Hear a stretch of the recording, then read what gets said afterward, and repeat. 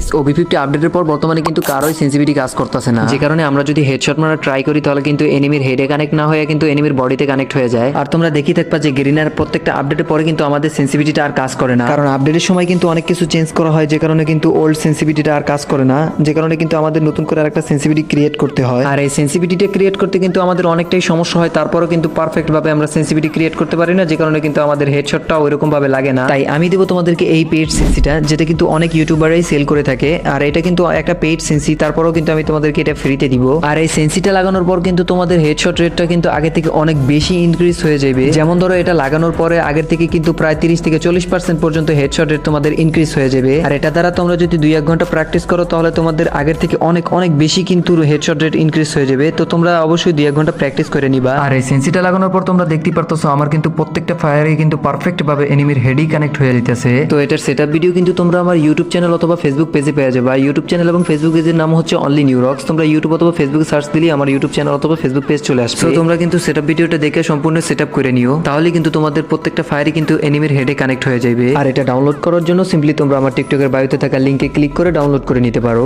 অথবা তোমরা গুগলে সার্চ করতে পারো neurox.ff20.top। সেখানে আমাদের ওয়েবসাইট চলে আসবে। ওয়েবসাইটে দেখতে পারবা যে ফার্স্টই লেখা আছে FF Sensi Pro, সেটাকে সিম্পলি তোমরা ডাউনলোড করে নিবা।